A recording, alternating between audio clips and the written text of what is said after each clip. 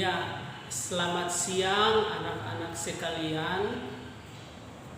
Kalian masih ada sukacita dan semangat untuk belajar pada siang hari ini.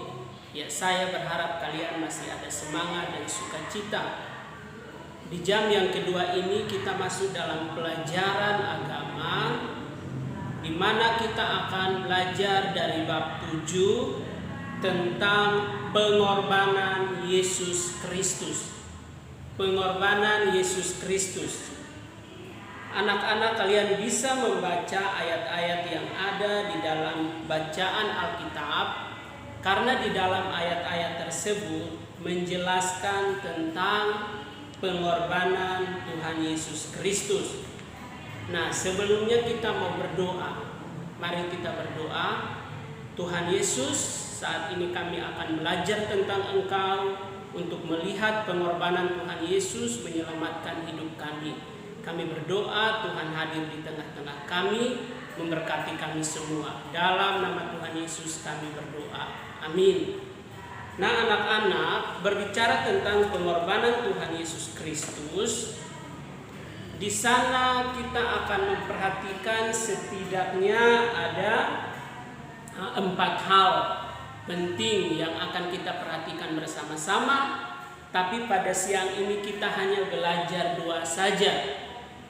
Yang pertama adalah konsep penebusan, dan yang kedua mengapa harus disalibkan.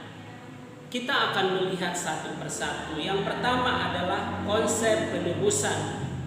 Berbicara tentang konsep penebusan, karya penyelamatan Allah tidak terlepas dari penebusan Allah terhadap manusia.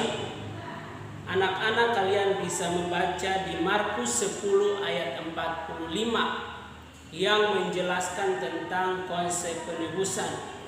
Di sana dikatakan, karena Anak Manusia juga datang bukan untuk dilayani, melainkan untuk melayani dan untuk memberikan nyawanya menjadi tebusan bagi banyak orang.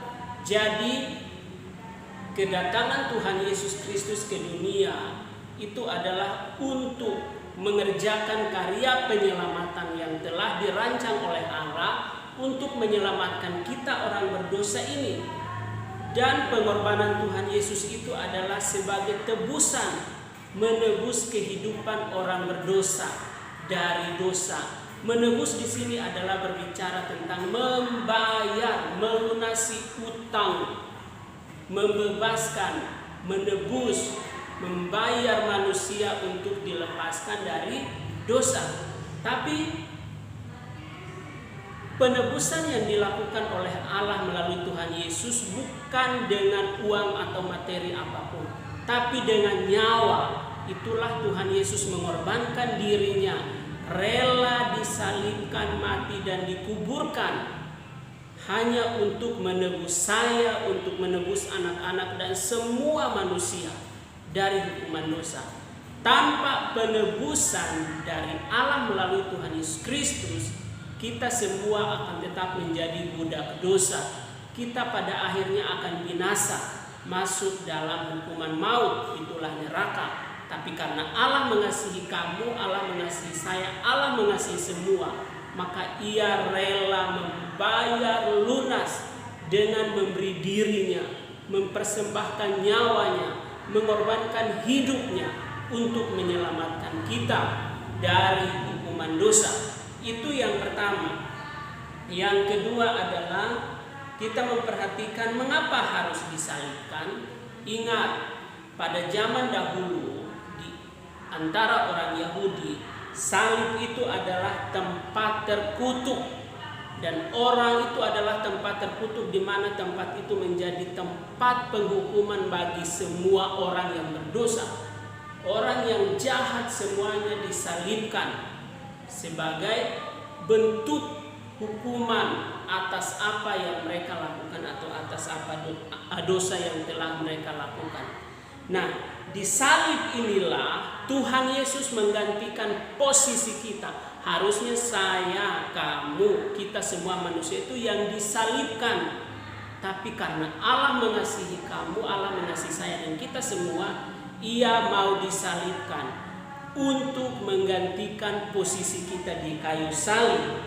Nah anak-anak, Yesus Kristus menjadi penebusan atas dosa umat manusia.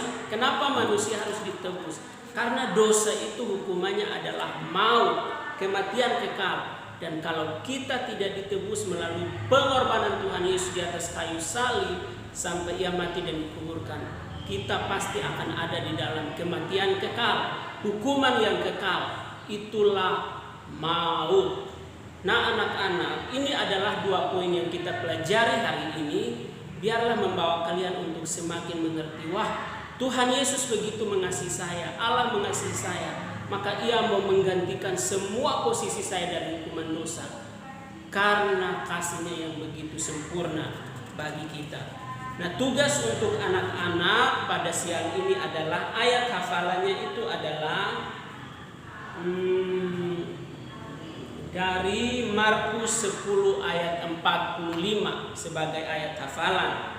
Lalu ya hanya itu saja tugasnya. Selamat mengerjakannya. Tuhan Yesus memberkati.